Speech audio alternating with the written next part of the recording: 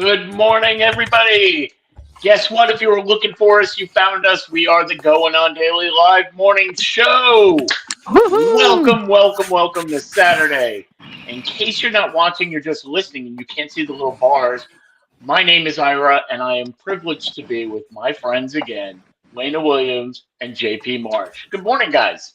Good morning. How you doing? It's Saturday. It's nice out. You know, we're getting a little warmer on the East Coast for, I think, just this weekend. JP, how's the weather out in Montana right now? We got light rain, kind of cloudy today. Thursday was 90. Yesterday was 80. Yeah, but we're gonna be mid 60s this whole week, so I think we're done being up past the low 70s for the year. It's fun. I cannot believe, and I know everybody's saying it. Oh, I can't believe it's October already. But how many times do we wish our lives away? And by that I mean, I wish it were 5 o'clock. I wish it were Friday already. I wish it were and we wish it all away, and then we go, oh, it's October already? Well, you wanted time to go faster, and now you got it. Yeah. Right. Well, I wish it slows. I'd rather it slow down when it starts edging towards wintertime. It gets uncomfortably cold here, but other than that, it's spooky season, so you can't complain about spooky season. Like you said that because a lot of the show today is going to be about spooky season. Lena, you've got movies covered. Of course. Everybody who knows me knows that's what I do. Festivals covered. Yep. But let's see. Now, first we have to go through our social medias. Let's do it. So if you're watching us live, you can do it on YouTube, Rumble, or Kick. That is at Rhode Island Broadcasting. It's on the screen, so you can write it down if you need to. For those gamers, if you're on Twitch, it's at RI_broadcasting. If you're just listening to us, that's fine. The audio version is on Spotify, Red Circle, TuneIn, or iHeartRadio, and that is at RIBroadcasting. Again, on the screen for you. Follow our socials. We're on TikTok, MeWe, Blue Sky, Parler. We're even on LinkedIn. It's all at RIBroadcasting. If you go to Twitter or X, whatever you want to call it. I know. I have an entire page devoted to this, so like this is how what we got to do. Is this all happening? And yet we have followers on all of them, so yeah, some people like it. Listen, we're making sure we're ubiquitous. We're everywhere that people are.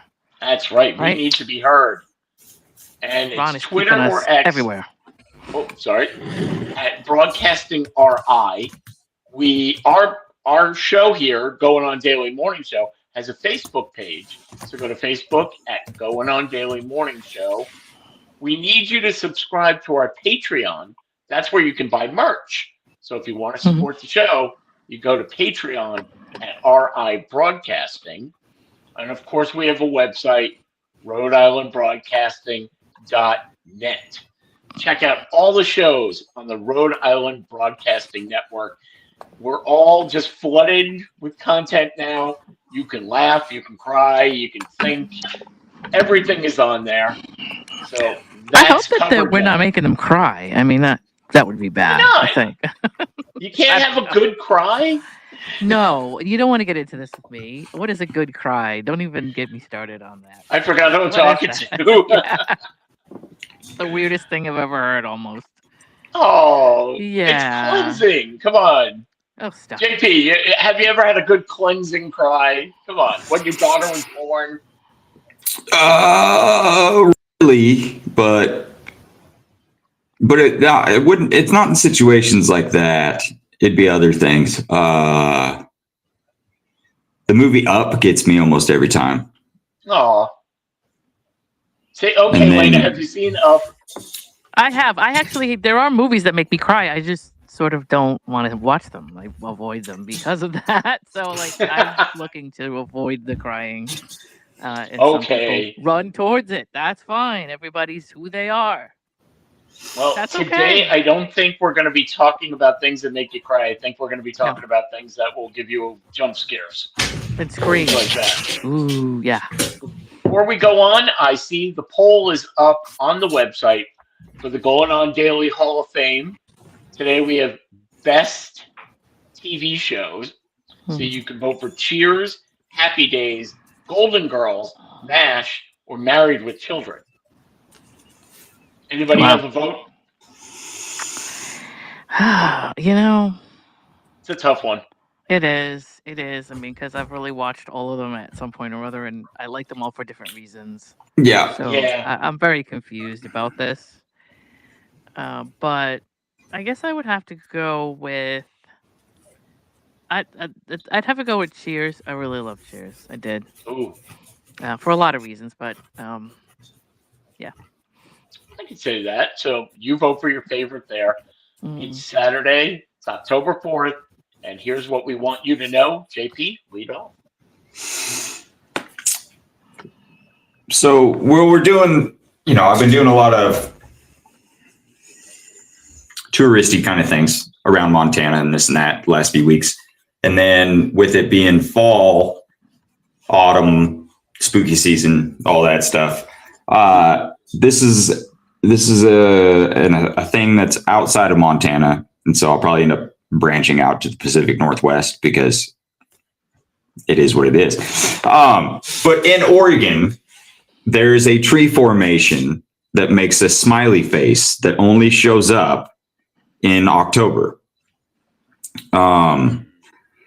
It's near Willamina, Oregon, along the Highway 18 between Sheridan and Grand Road in the coastal range hills. It's visible from the eastbound side of the highway during the fall. It's a giant smiley face made of trees on a hillside, roughly 300 feet wide, visible for miles. The face is formed with Douglas firs for the green outline. The eyes and mouth are made with larch trees, which turn bright yellow each autumn before dropping their needles. When larch trees change color, the whole face appears against the green background. It was created in 2011 by employees of the Hampton Lumber family-owned timber company. The design was the idea of two foresters, David Hampton and Dennis Creel. They used carefully spacing and species selection to make the smile appear from a distance when viewed from Highway 18. The best time to see it is mid-late October. Is a perfect window. Large trees are at their peak golden yellow. The smile fades by late November when it loses all of its needles. You can spot it going eastbound. There's not actually a pull-off. Right. But around mile marker 25 near the Old Mill Road area, you can see it the best, unless you're, obviously flying over top of it in an airplane. And then it's become a beloved Oregon landmark symbolizing stability or sustainability, creativity with a touch of humor by the logging industry. But it's one of those things that you get when you live out and you have space. People, you got the corn deals in, the Midwest where they cut certain things and cut designs into them, mazes and all of these different things.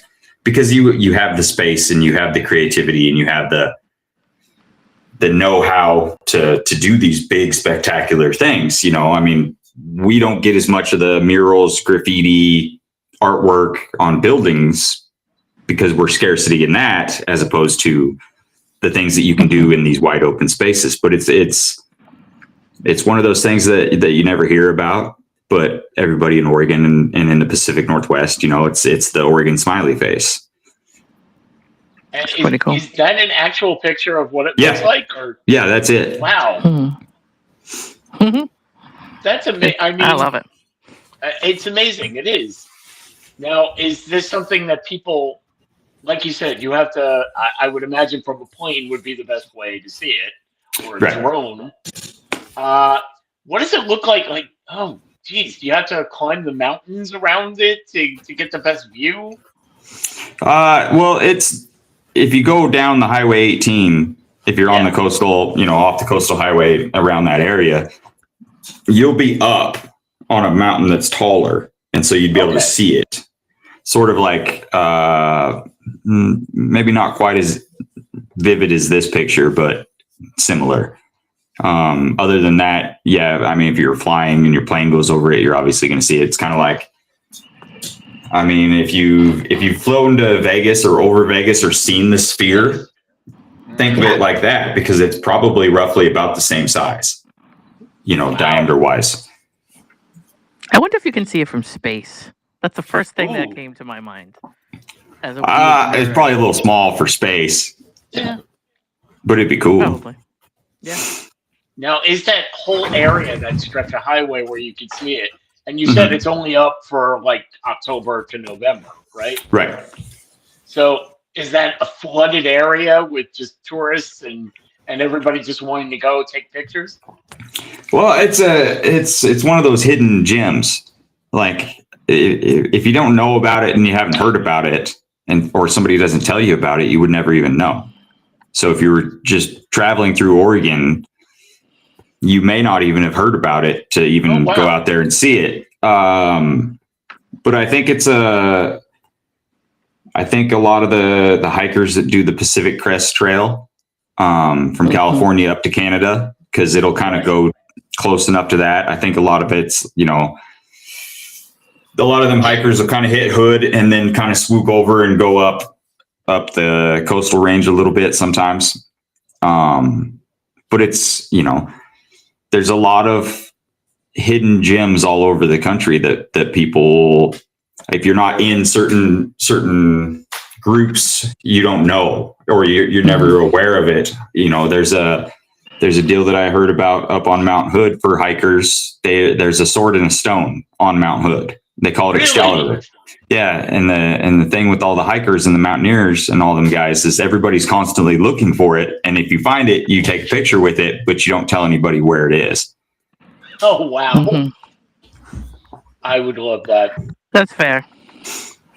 That's fair. And Mount Hood's big. There's people that have been searching for it for years and years and years and still haven't found it. But it's also,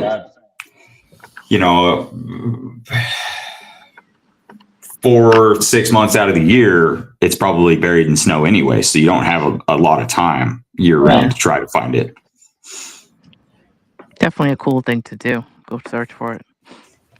I wonder if people do the same thing with the smiley face. You won't be able to see it, but just being in that area and like, oh, look, there's yellow trees here and green trees here. I think that would be like something, a destination. Like, oh, I traveled to the smiley face and hung out there. And it doesn't say, and I can't remember. It may be on private property that's owned by the logging company. The logging industry in the United States is sort of gone to the wayside and it's outsourced to other countries. But I know that a lot of it may be on Forest Service land, but I would assume it's probably on some sort of private land or contracted land. You may not be able to get into it. And then in the wintertime, a lot of the times, even if it is public, quote unquote public land, when it's too dangerous or cars can't make it up certain roads or into certain areas and this and that, they have gates at the bottom of all the roads that they close. The Forest Service goes through and closes for, 4 or 6 months out of the year because you go up there and get stuck. Nobody else is coming up there to get you. Ooh, now there's a segue. I was looking at a picture. I'm kind of just looking at like some pictures, and you can see like different times it shows. If you look at it, it'll show you like where it's the brightest, and then like as it's starting to fade out. And there's like some pictures of the needles all gone, and that kind of thing. So it's kind of cool. You can see kind of a lot of different versions of it, which And if it is public and you get up there, I'm sure that the trees look different, so you're in the middle of it, because the difference between pine or fir trees and lurch trees are probably going to look different. Yep. Yeah, I just did what Linda was suggesting and looking at it. It's right. It goes through color transformations based on what I guess the trees are at one color when they're brightest, and then it turns white later on. And wow, that really is interesting to see. I'm sorry, I'm like distracted by the pictures now. I know, me too. I'm nerdy, so I'm like, oh, let me I better go back to the notes of the show. So yeah, definitely. So but again, yeah, that's pretty cool. Oh, pretty absolutely. Cool. JP always brings us places that we go, now I want to go there. So you're part of the tourist board. I'm telling you. Well, at least for the Northwest. I don't have a lot of tourism experience anywhere else. Well, you can come out here and you can do a good job for us, I'm sure, too. Well, you got to come out here and then walk around for like 5 years and gather some notes. Gather some notes. And then, I mean, we, up in New England and even in New York, especially probably where you are too, Ira, there's like all kinds of little hiking things and areas of nature that, are kind of famous for where you guys, for where you are there. So, and some of the opposite. Yep. Some of the opposite of what I'm used to, I think, would be my touristy kind of stuff that I would enjoy. The big cathedrals in Boston and New York. Newport, the old buildings, the brownstones, the going to Salem, Massachusetts, and kind of seeing the history and walking around through there, that kind of stuff.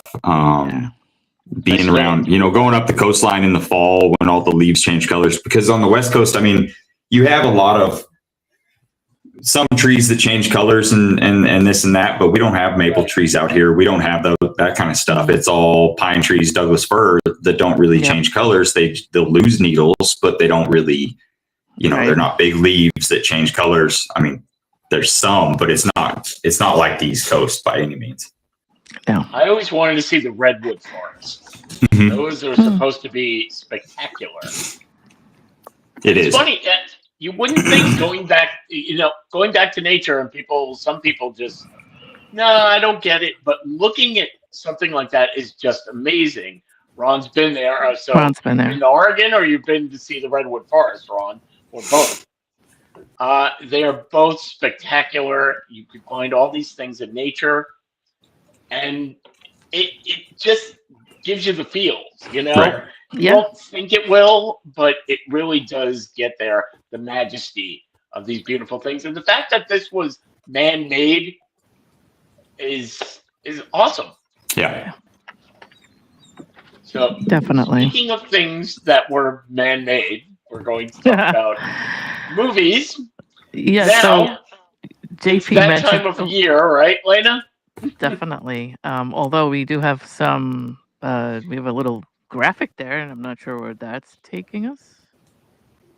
Yeah, I'm not sure either, but anyway. There we go. That's a different kind of band. Yeah. That's okay. I was like, maybe, we can get into some rock and roll horror bands. That's fine.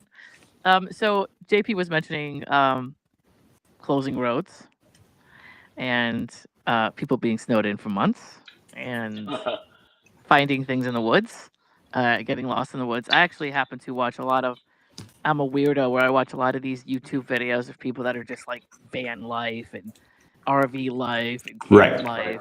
And then there's the dark side of like, all the videos of people that are like, camping out for the night and like hear a weird noise or oh, oops, I'm like 3 feet away from a carcass that some cougar killed and it's coming back for it. And oops, I got to leave, that kind of stuff. And that could be kind of spooky if anybody has any interest in stuff like that. Mm-hmm. Besides me, I'm probably the only weirdo that does, but that's okay.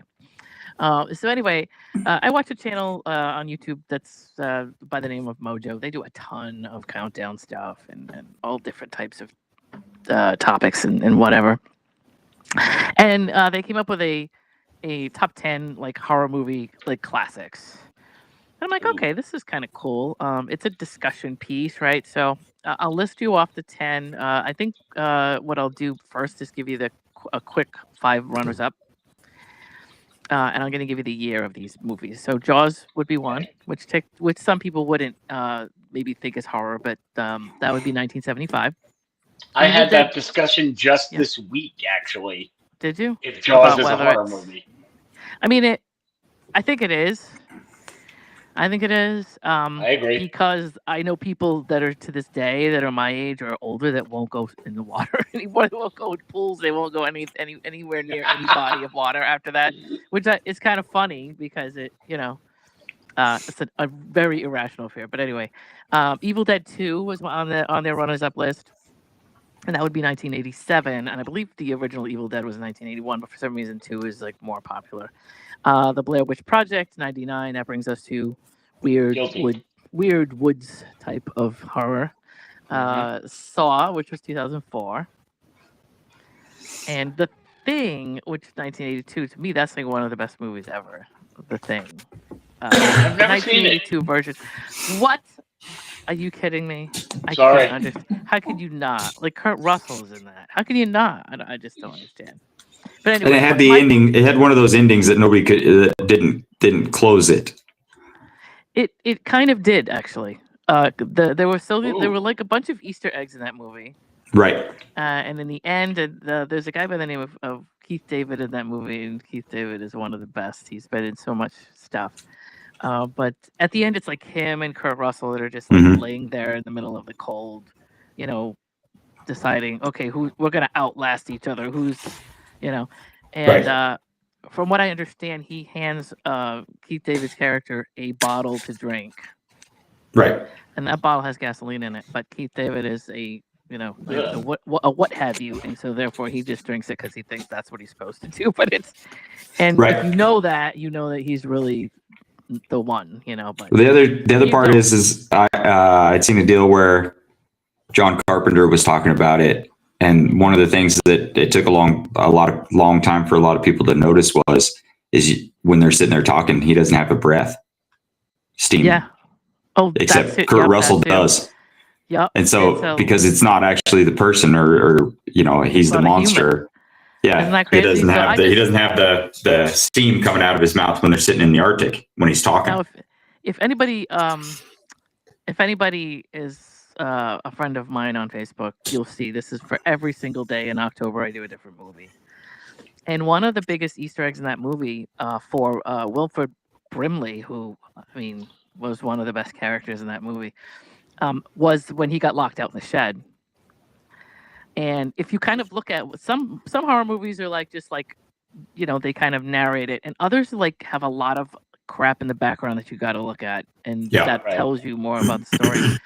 And so anyway, he gets locked in this. He's the doctor, and he's the guy that's doing all of the investigation of what this thing is, and blah blah blah. So he's got a scientific background, and he flips out first because he could see like the projected like infection that's going to come from what's happening, and he starts to lose his mind. But at one point, they lock him in the shed because they're like, "You're going after people with axes," because he's like, "If you come near me, I'm going to kill you." He's going crazy. So Kurt Russell locks him out there. It goes like, "Calm down. We can't deal with this right now. We have too much going on." Puts him out there for a little while, and he at one point goes out to talk to him. And there's like I said, I put a picture of it and I put a description on my page, but there's a noose in the shed. Mm-hmm. And if you don't know anything about the movie, it's just like you don't even think anything of it. But apparently, it's like he's trying to prevent infection, and so he doesn't want to be a host. Right. So at one point, he hangs himself a noose, figuring if I get myself first, it can't get me. But when Kurt goes out to talk to him, and that noose is sitting there, you could tell he's like, "Just let me come in. I'm calm now. I'm okay. I'll be okay." And the noose is just sitting there, so he never used it. Right. So what happened was somebody got to him before he did. But anyway, it's a very long story. But if you watch the movie, these are some of the things. Anyway, those are the runners up. So let's get into the top 10. The top 10. 10 is Friday the 13th, which is 1980. The original. Yeah, the original, and that was I love that movie. I love them all. This is all I do all October, so I can't even say I love this. You're one of those. That's ridiculous. Right. Number 9 is Rosemary's Baby, 1968. Rosemary's Baby was a good movie about paranoia. It really was. Yes. And pregnancy and being somebody that am I pregnant and crazy, or like what is happening here? It was a really good movie. Texas Chainsaw Massacre comes in at number 8. Of course. And that was Texas Chainsaw Massacre was one of those movies where they just were like, how bad can we make it? Like, how much can we just Go go to the nuts? top, right? And so it was a good one. Nightmare on Elm Street comes in at 7. That's 1984, and that's Wes Craven. By the way, I forgot to say that Texas Chainsaw Massacre was Tobe Hooper, and Tobe Hooper went on to do a lot of things, but that was one of his first projects. And this is Wes Craven's first project. And a quick note: Johnny Depp would be not famous today if his daughter did not go absolutely berserk over Johnny Depp being on the set when someone else was auditioning and saying, "Daddy, we gotta have that guy." That's kind of how he got started. Yep, he was a kill. He was one of the killed. Yep, he was. And so, if you go back and look at the outfits, it's hilarious. The like really short shorts and the really like tall socks, and just the stuff we used to wear back then. Anyway, Night of the Living Dead comes in at 6, and that's a movie from 1968, and it's a pretty good movie for the time frame that it was in. It's actually really good. So, and a lot of people that are horror fans, that's a staple for us. Dracula comes in at number 5, and that movie's from 1931, the original Dracula. Now, there's been Bram Stoker's Dracula and a couple of movies they've done later on, but as far as classics are concerned, in that horror community, the original 31 Dracula is the thing, right? Number 4 would be Halloween, of course.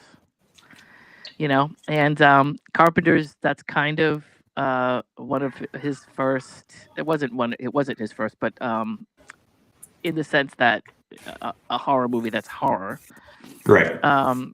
Right. But it's back then they used to have teenagers that were 20-something years old, so it's hilarious. So every time I love that movie. Every time I watch it, it gets more and more campy, but I love it. The Shining is number 3, and that would bring us to places where you are snowed in for the winter. Right. For 6 months, and your roads are closed. That was a really good one. And then number 2 is The Exorcist, which is 1973. Now that's a movie where people were running out of the theaters puking. Right. At the time, right? It's kind of cheesy now, but at that time, that was probably the worst thing anybody ever saw. And Psycho comes in at number 1, and Psycho's always, the standard classic for horror, okay. I think. Right. I think. Now, that's their list. Plus their runners-up. Those are the ones that they say out of all the horror movies that are classic and people watch, right? Maybe. I'm still waiting for The Shining. I did say The Shining was number 3. Oh, you did? Oh, I'm sorry, I missed that. I think you were looking at something, or I'm not sure what My you're dog's doing. making some noise over there. So. Oh, okay. So yeah, number 3 was The Shining. That was from 1980. But yeah, so okay. That's on the list. And then I just wanted to go over mine really quick. Some of my favorites are Fright Night, 1985, Poltergeist, 1982, The Omen and The Omen 2. Anybody that knows me and the fact that I have Rottweilers should tell you. Yes. 1976 and Omen 2, 1978. All the Stephen King stuff. Carrie, 76. Christine, 83. Dead Zone, 83. Dead Zone's one of my favorites. Which isn't really horror, but it's really good. And Pet Sematary, 89. Oh, yeah. Birds, yeah, that's a good one. And I think it's the last... well, hold on a second. Let me finish what I'm saying here. The Birds of 1963, that's a really good one. Mm-hmm. And Scream, 1996. New genre, yes. Scream is absolutely up there. It is. And for horror movie fans, people that watch the standard, you watch the movie and here's the formula. This happens and then this happens and this happens. And if you watch it for so long, you're just like, I know how this is going to end. Scream is the best movie ever because what it did was it just flipped everything. And when we saw Drew Barrymore go in 5 minutes in, we were like, what is going to happen next? We have no idea. So it was just cool to get that. I mean, unfortunately, you can't do that twice. Right. Like with horror movies, you got to get creative. And then there's only so many things you can do. And it's so hard to come up with something new that really gets people. But that was one of the best, for that reason. So anyway. So you do like horror movies. I do. Now there is a line now because it seems horror movies aren't the same anymore. They're coming out with gore. Mm-hmm. Do you consider the gore stuff The same as a horror movie? I personally like the classics better. They didn't have a lot to work with back then, right? So they had no choice. Right. But they did so much of creative stuff with what they had to use.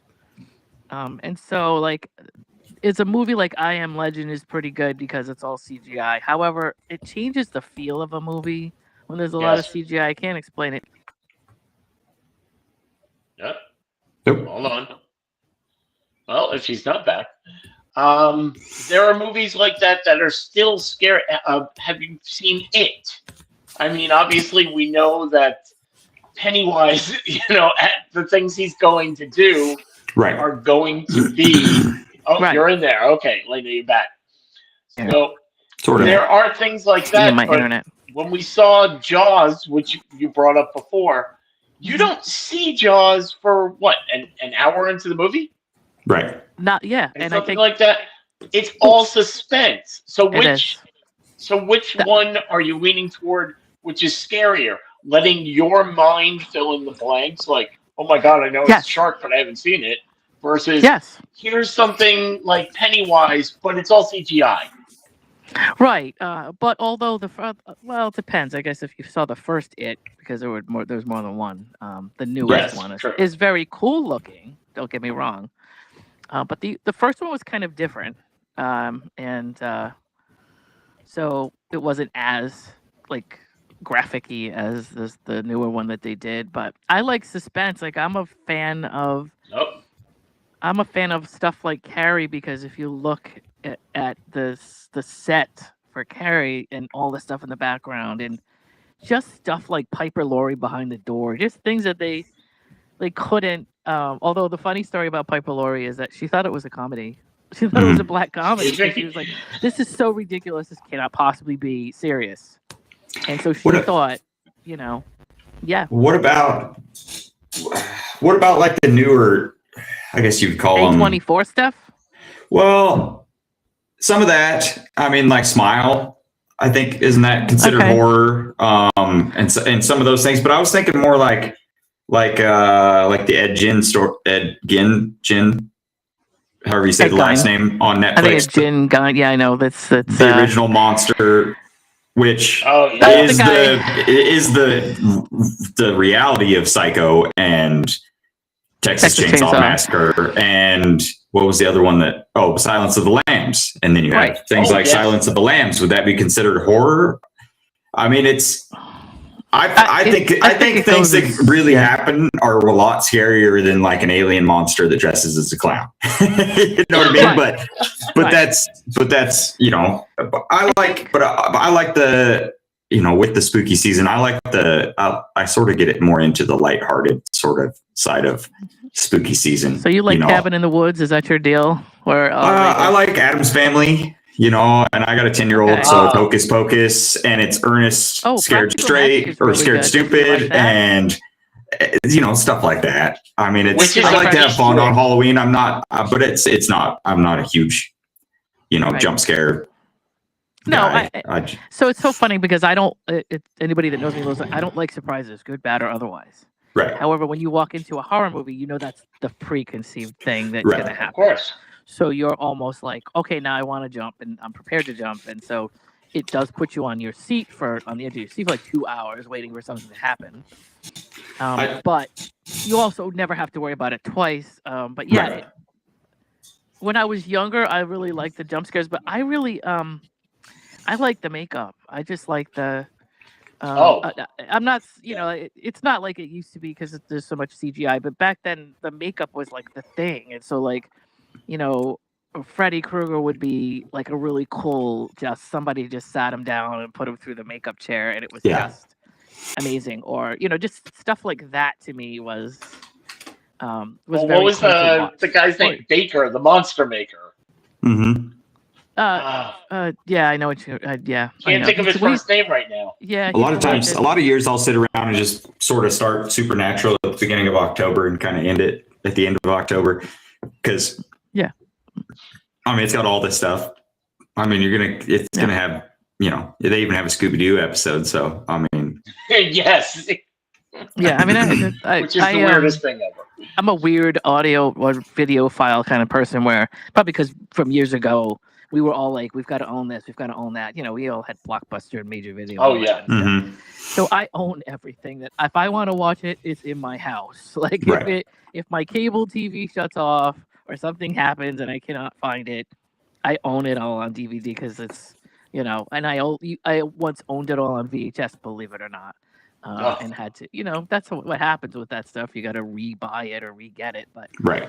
But yeah, I think there's like so many different people. Like I feel like they go in the clown direction because there's so many people that clowns are their thing. Like they are Right. afraid of clowns. They did a arachnophobia movie one time because people I were remember afraid of that. spiders.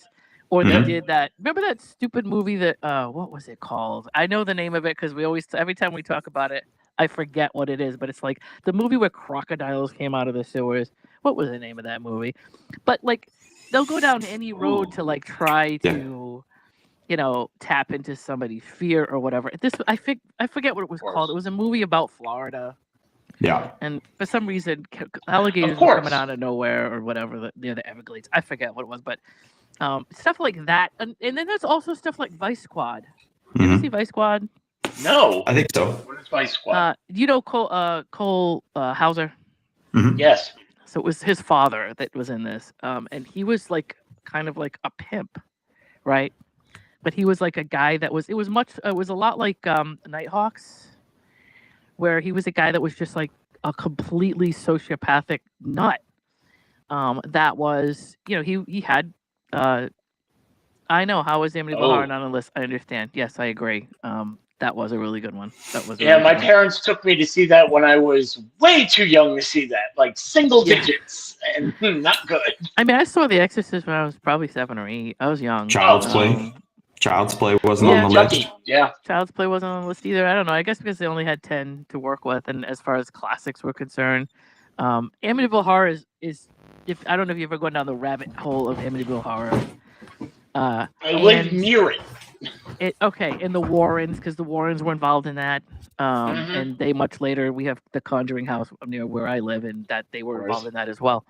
And so some of that was, you know, was it fiction? You know, some of the, if you dive into it, I think the youngest brother is still alive.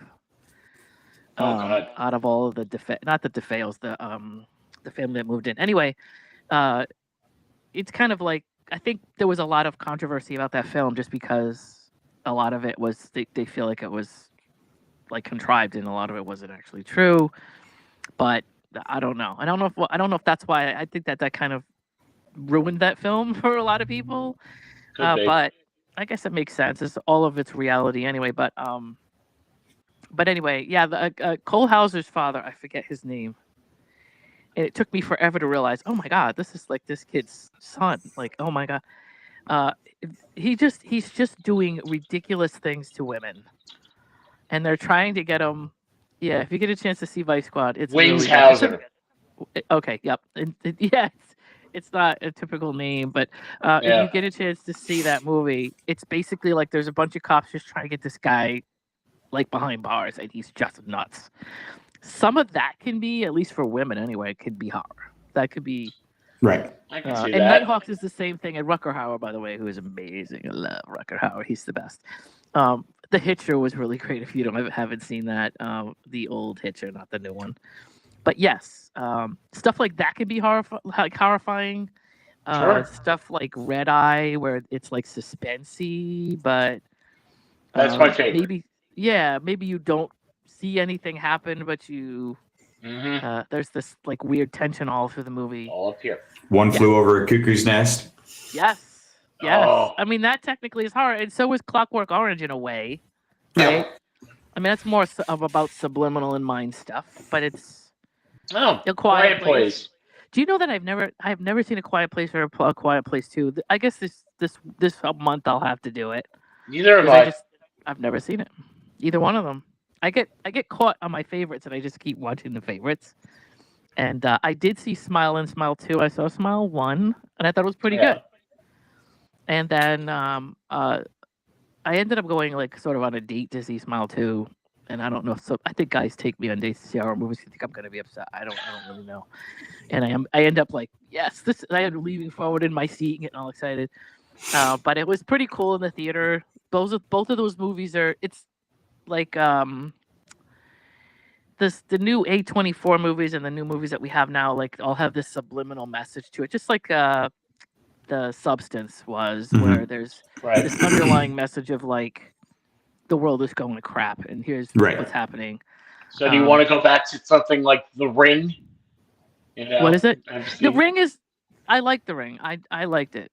That was another movie that kind of gave me a different something. The Village. I mean, M. Night Shyamalan had some. Okay. Yeah. Yes. Yeah. I mean, I don't know about horror, but definitely. Different. So I mean, like for a lot of his movies, they were just so different. Right. There's all these different things that people do to, and like I said, that's why these A24 movies are horror, but they're psychologically horror. And honestly, I can't watch a lot of them.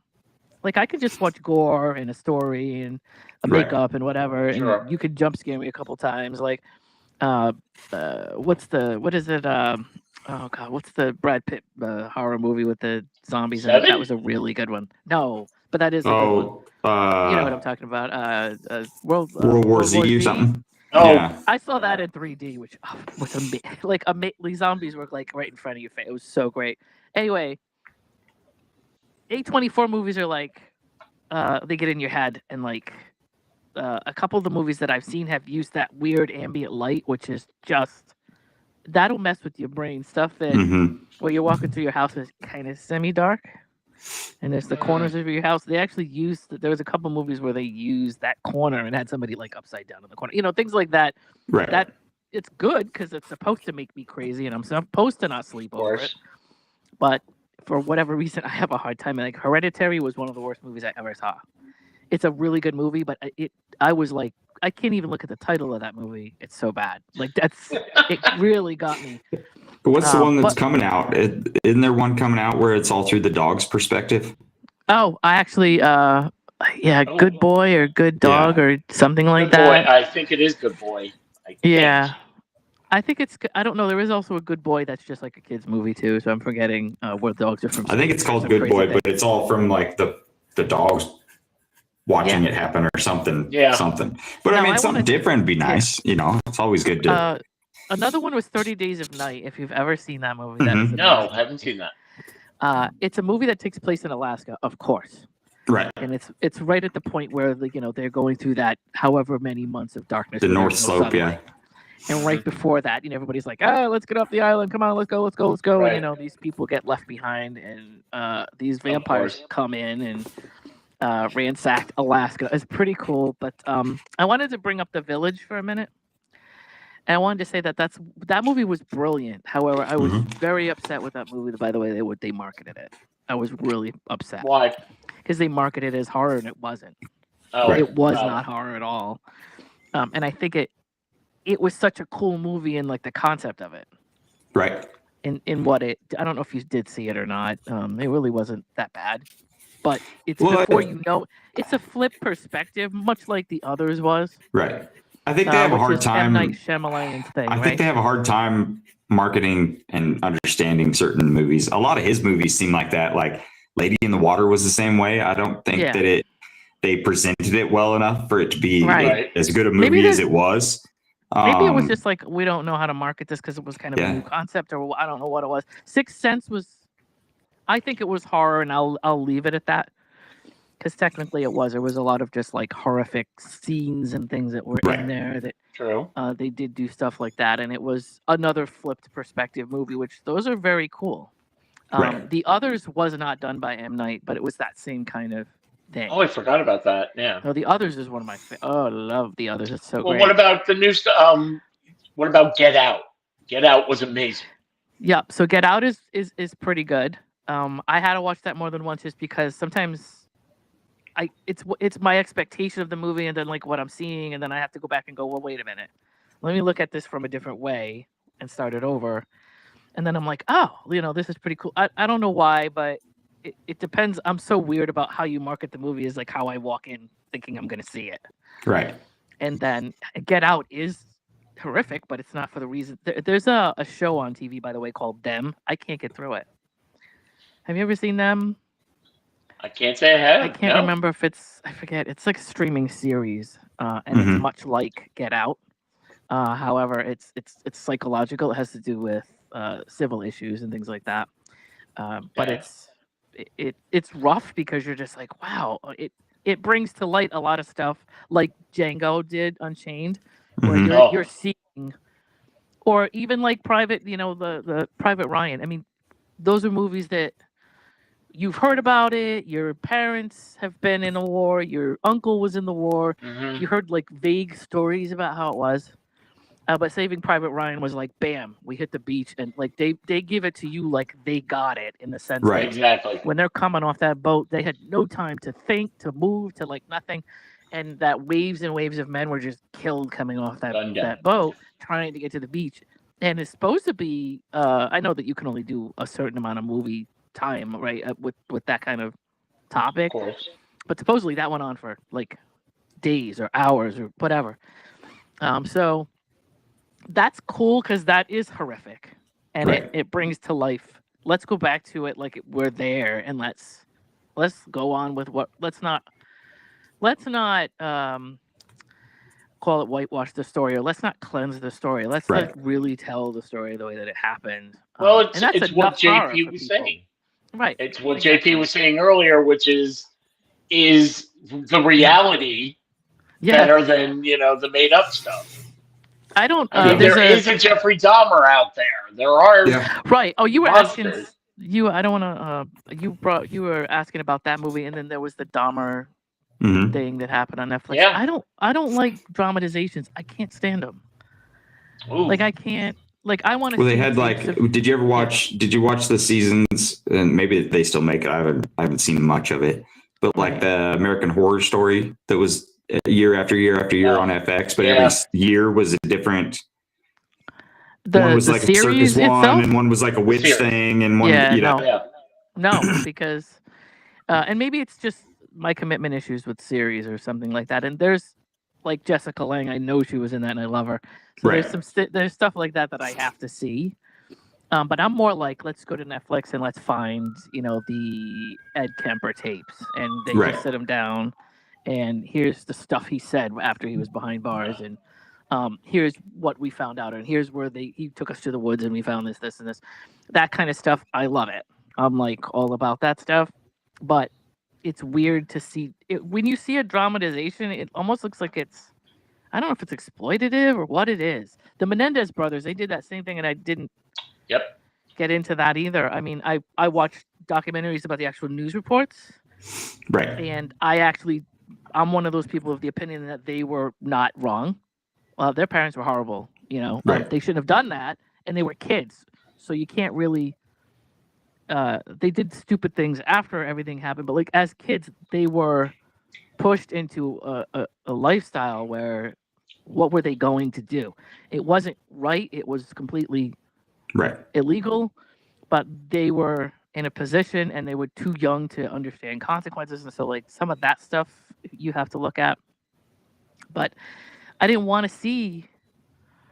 I don't know. I just didn't want to see a show. Well, I mean, you get into some of those. You get into some of those deals, and you're at the will of whoever is writing it, the showrunner, directing it, because even with some documentaries and stuff, I don't watch a ton of that TV or that kind of stuff because you're getting their perspective, and they're guiding you to their conclusion. And so, no, I agree. On one hand, you got, say like the Mendez brothers, like sure, all this horrific stuff happened, and they were, minors, but not children by any means. You know what I mean? This and that, and the other thing, and they're made to have sympathy for, you know what I mean? Like you're kind of forced to sympathize with them and see it from a perspective of, like justification, but.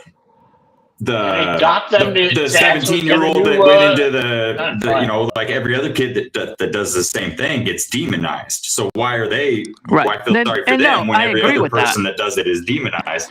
But I totally agree with that. I have a hard time with the documentaries and some of those things. I agree.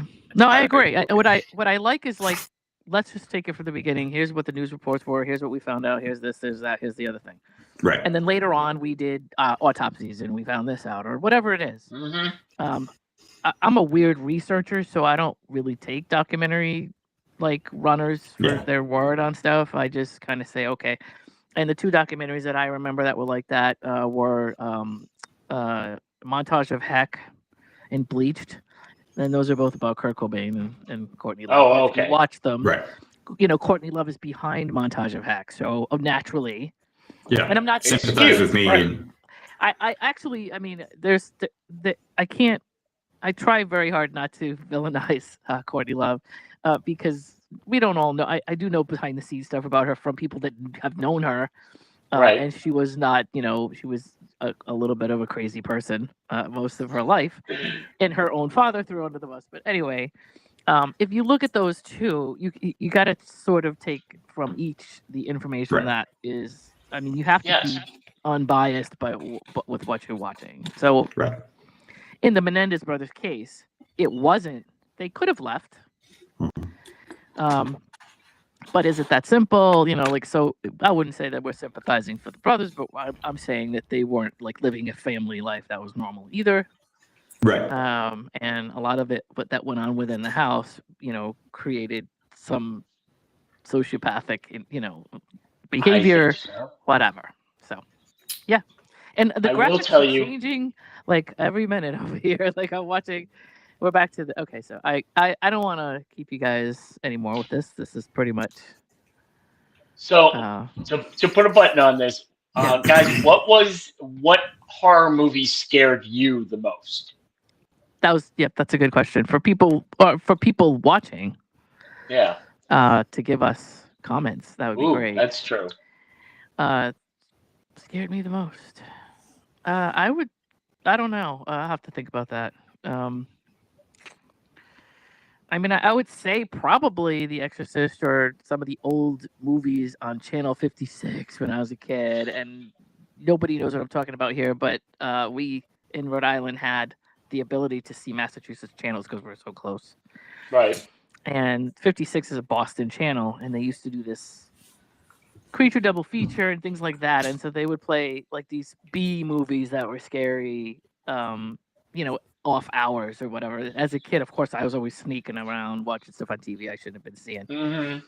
And so, I mean, I probably would say The Exorcist at the time because I was so young. JP? Oh, probably when I got somehow watching Tales from the Crypt late at night. I love those. Oh, yeah. God, I love whether it was the movie that they'd made or the TV show. I mean, it was just all kind of creepy, you know, but I was, 10 years old. None of them ever got me. I mean, you're scared at the time and you sort of forget about it. But the one you mentioned before, Elena, people are still afraid of the water because of Jaws. Mm-hmm. I went to the movie with my wife to see the Blair Witch Project, which you mentioned earlier. Yep. We were scheduled to go on a camping trip the next day. That was silly. We canceled. That's funny. So that got me for like a week. It was like, we're not doing it. Nope, canceling everything. That's funny. I mean, you didn't, honestly, nobody knew. Who knew? They did some serious promotion on that movie. Right. Like, oh, yeah. They really, I mean, until like a year or two later, you didn't honestly know that was just like all made up. Like they made that like out to be a documentary. There's children missing. There was a website where they were looking for these people. It was really good. It was really good. Well, like you said, you like the promotion part of it, so yeah. And well, I like when somebody does a good job and promotes it right. And to me, like that was the kind of movie that hadn't been done before, and the way that they promoted it, like it really had everybody like, no, there's really kids missing. No, they're really looking for these kids. So, this is their actual footage. We're not doctoring any of it. Yeah. Right. And you're kind of like, well, you know, I mean, what were they supposed to have found the footage in the woods? I forget how the footage was supposed to have come to like a movie theater in the first place, but it was very creative. I like to see stuff like that where they're doing something different. So, and it's still weird. If you watch it now, it still gets you. Mhm. Yes. Even though you know the ending, you know all of it was ridiculous, just sitting, there's something about sitting in the suspense of it as it's happening, even though you know how it ends, that still unnerves you. It's so crazy. Of course. You know, it's pretty cool. That's a sign of a good movie. Yes. And we're going to stay with spooky season. Mhm. And because I wasn't here last week, I didn't get to participate in Tourism Week. So I thought I'm going to sort of combine it. I'm going to talk about spooky season, but I'm going to talk about my home state of New York. Let's where go. Everybody tells you one thing. When you tell them that you're from New York, they Mhm. automatically assume, oh, New York City. Right. You know, you're Yeah. from there. New York City, guys, is 1% of New York State. It is. Granted, half the people in the state live there, Right. but it's a huge area and you should go explore it. So I want to take you across all the spooky stuff, the family friendly, the jump scare, and all of that. Here's stuff you can do. Now, upstate, by the way, I can't even use the word upstate because New York is so big that Mhm. when I say upstate, I usually mean like a Westchester County. If you don't know, you don't know. Like Yonkers But and there White are Plains. so many miles above that. Yeah. So I can't use upstate. I'm just going to use the towns. So a big thing during spooky season for family friendly stuff, you go Mhm. to Bethel, New York, where they have jack-o'-lantern displays, and it's famous. And they're not scary. They pick something every year, and they usually do like dinosaurs or mermaids or Yep. different symbols. So you can go there, and there's also a one in Croton on the Hudson. It's a mansion. It's called Mhm. Van Cortlandt Manor, and it's a 17th century building. It's a little scary, and it has over 7,000 hand carved pumpkins. And they do it. You ever see? It's become good now for Christmas when you have your Christmas lights sync to music, Mhm. and so it's a show. They have that there. So I'm talking very fast because I realize we're already over time today. Yeah. So go over to Van Cortlandt Manor in Croton on the Hudson. I recommend that one. It is amazing. There are the best. This is a weird sentence, but the best pumpkin carvers in the world enter their stuff there. Sing to Mhm. music, the lighting. It's amazing. Now we all know the story of Ichabod Crane, the headless horseman. Mhm. But in Sleepy Hollow, they actually have children's story time. It's weird, but they gather them all up at a local Sleepy Hollow bookstore, and you sit there with the little kids, and they will tell them G-rated spooky stories. So Right. that's kind of cool. You bring your kids, you get them involved early.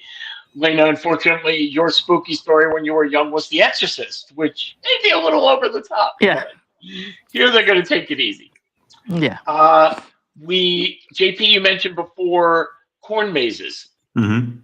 Now, in the Adirondack Mountains, they have the Great Adirondack Corn Maze. This is on Tucker Farms in Gabriels, New York. Now, it's 8 acres in size, and they do it at night. Right. So here's your flashlight, go through, Mhm. and you're not given a map. Right. You're given a game That's board. pretty cool. That's Yep. pretty cool. Here's a game board with 8 blank spaces. What you have to find are 8 mailboxes hidden throughout the corn maze, with obviously the music, the lights, and everything going crazy. And if you have to find the 8 mailboxes with your clues, put them on the game board to try to figure out how to get out.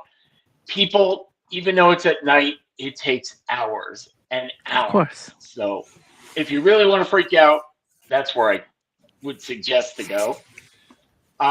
If you want to stay in the city, the Bronx Zoo has Boo at the Zoo, Mhm. and walking around, you could see the animals. And guess what? When it's cooler at night, the animals actually are a little more active.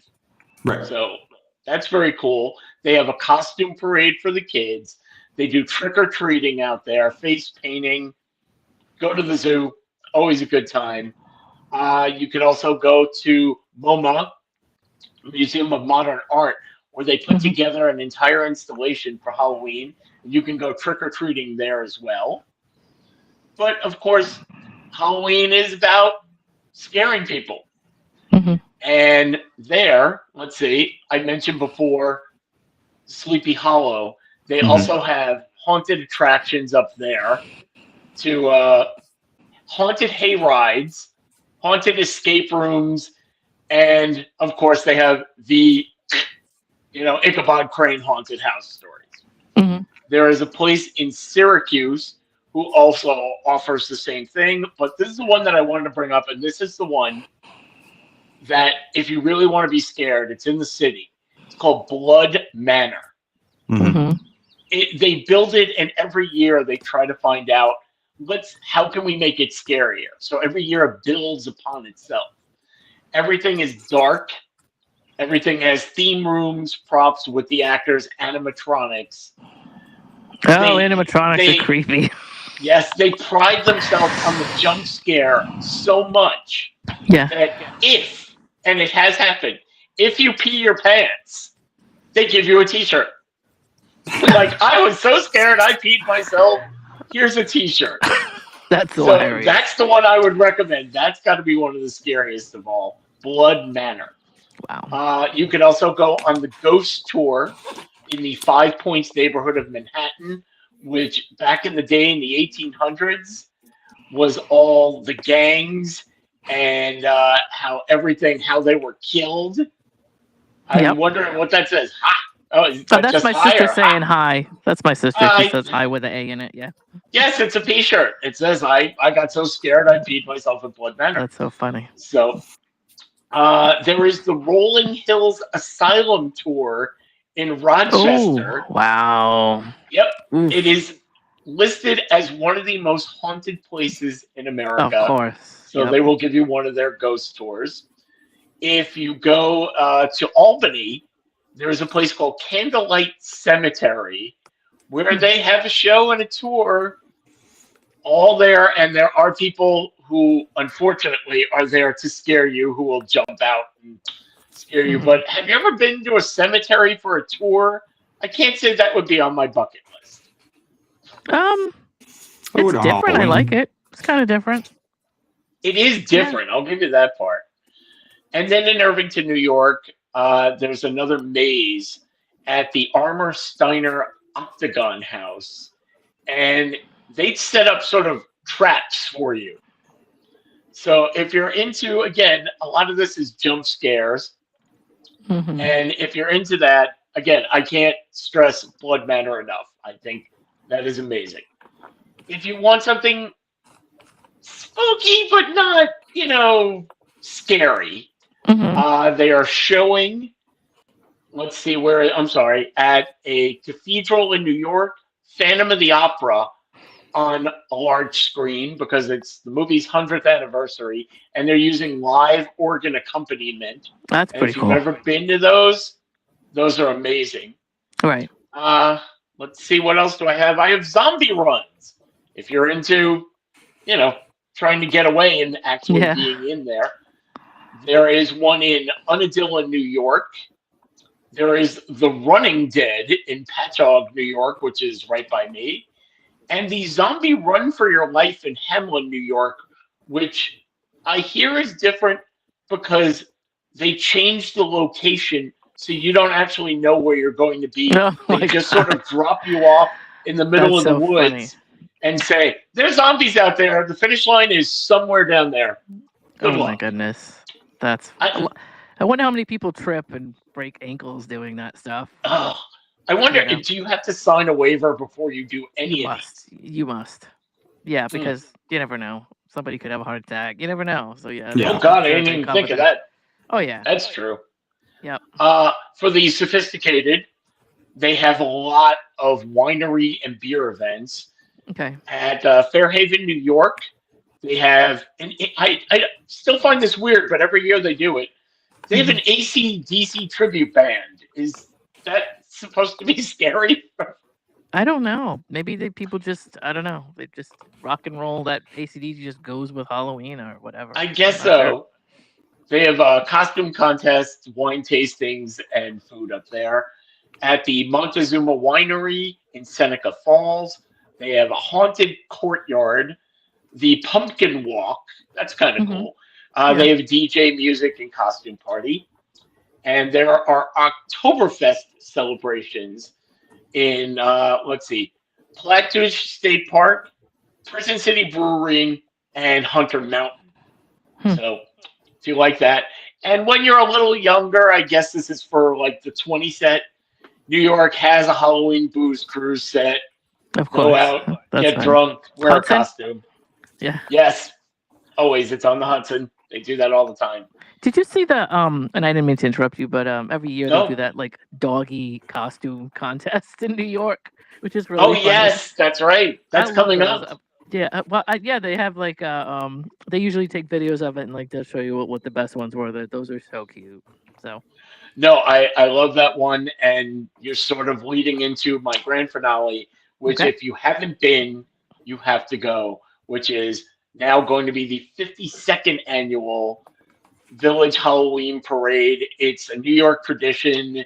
It is in Greenwich Village. And the great part about this, it started in 1974. Anybody can be in it. You don't have to worry. You don't have to sign up. You don't have to pay a fee. You don't have to do anything. Just come in costume at the beginning part of the Mhm. parade. You get to walk through. They have 50,000 people in costume, That's and pretty another cool. another 2 million people lining the streets of New York. It's our carnival. You know, Yeah. it's everybody comes out. I've never heard of anything bad happening Right. in all the years I've been down there. I've loved it. It's not only costumes, they have to put on a show. There's a lot of animatronics and puppets, and there are marching bands. It's just something to watch. The only thing I can match it to would be if you've ever been to Mardi Gras and you see the floats go by and do that. That's what it is. So if you're coming to New York, you can do anything you want. You can be scared. You can be drunk. You can bring the kids, and you're gonna have a good time.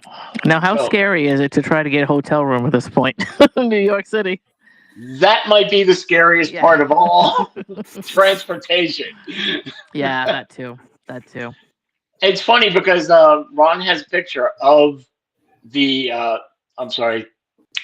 the Amityville Horror House, I know. which people just drive by all the time here. I didn't even put it on the list anymore because they've made modifications. The people who bought it Yeah, it don't doesn't want look people like that coming now. by Yeah. and doing all that stuff. But there's plenty of other things to do. So come on into New York.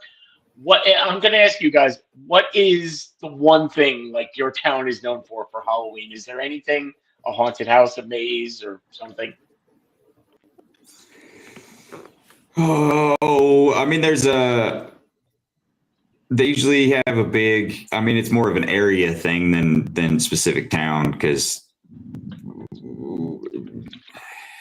you know, you got 6,000 people in this town, 5,000 people in a town over there, you know, it's everything spread out, but Wow. they do big haunted houses and corn mazes and that kind of stuff. Nice. But it's also the same. It's also a place where you can just cut your kids loose and they go trick or treating wherever they want and then come back later. How far are the houses apart then? Because I'm thinking trick or treating by foot. In town, it's a normal, you know, 3 per side of the block on each side. Okay, good. With an alley splitting it, 3-4 houses, something like that. But I mean, town's only about a square mile, and then you're looking at, you know, quarter mile in between each house, half mile between each house, you know, depending on how big the fields are and how much property that one house owns. So you really do need a car once you get out of that area. Yeah, but they do a lot of things. You know, a lot of the businesses downtown, and then a lot of the the parking lots and stuff like that, they just do like for the kids, they just do a trick or treating loop, and you just go up one side of you go up one whole side of the main road, the downtown area, and then come back down the other side, and all the stores stay open and do the Halloween candy and all the, the certain clubs, they have a couple different clubs. There's they'll line up in the old parking lots of the old grocery store and stuff like that, and then they just hand out candy to kids through that. I like that. That's pretty cool. It should be about the kids. Lena, what about you?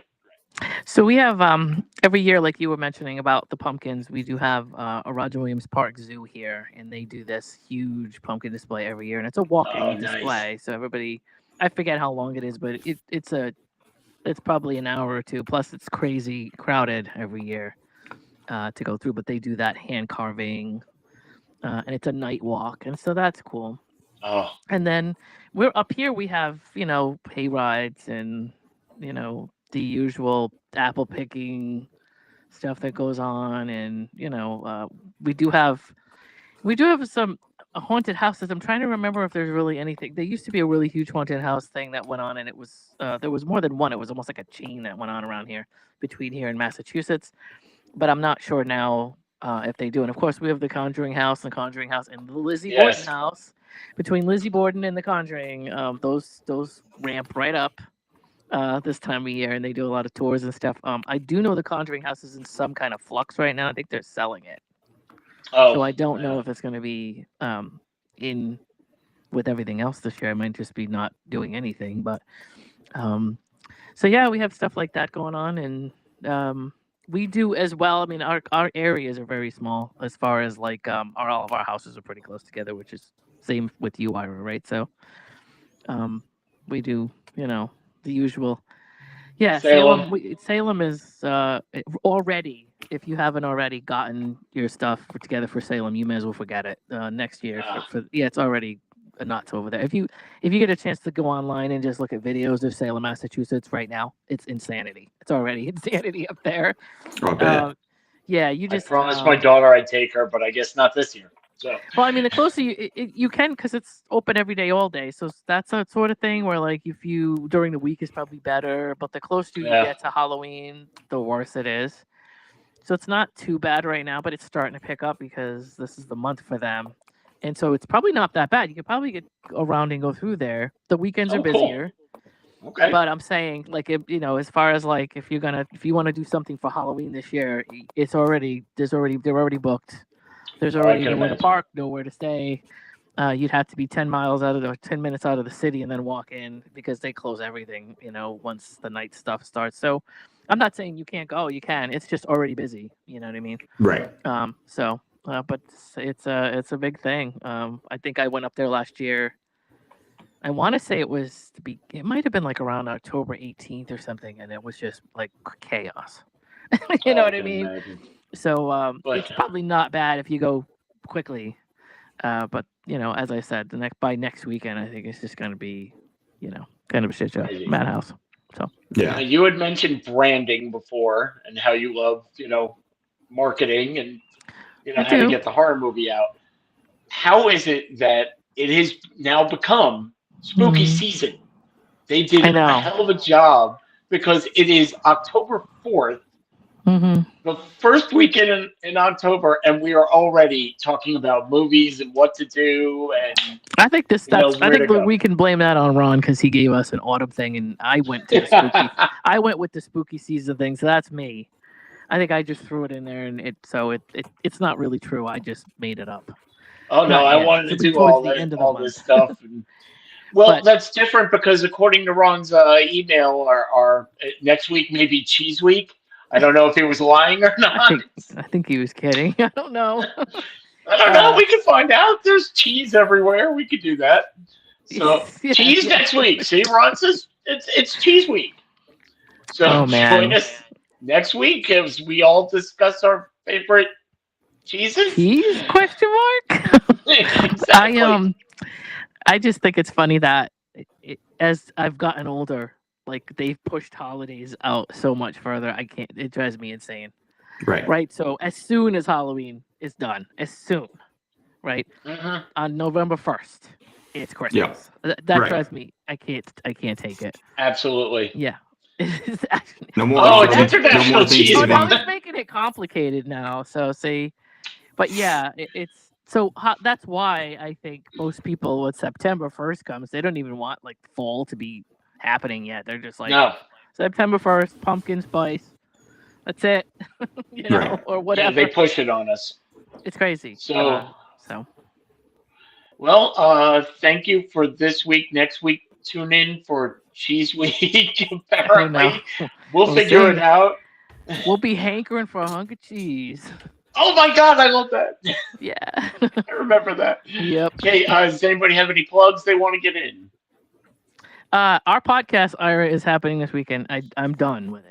Yay. It was a 4-hour podcast, and I had to go through and take out massive amounts of stuff to make it like topical and then make it make sense. So it will be probably in by tomorrow morning. It'll be online. So awesome. And where do they find it?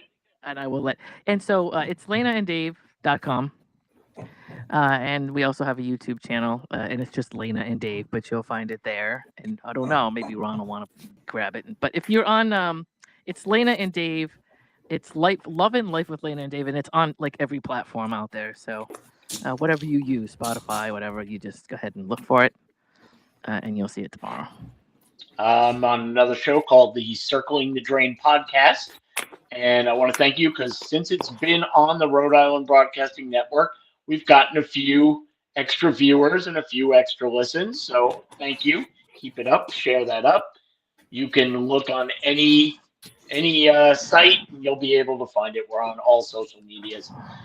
But for this week, on behalf of Lana, JP, and myself, I want to thank you for hanging with us. Tomorrow, it's got to be, Ron and Kenny, hopefully. Everybody enjoys them. Another top 5 list, I'm sure. There we go. See, Sunday with Ron and Kenny. And remember, if you need some fun, join us because we have it going on daily. Bye, folks. See you guys.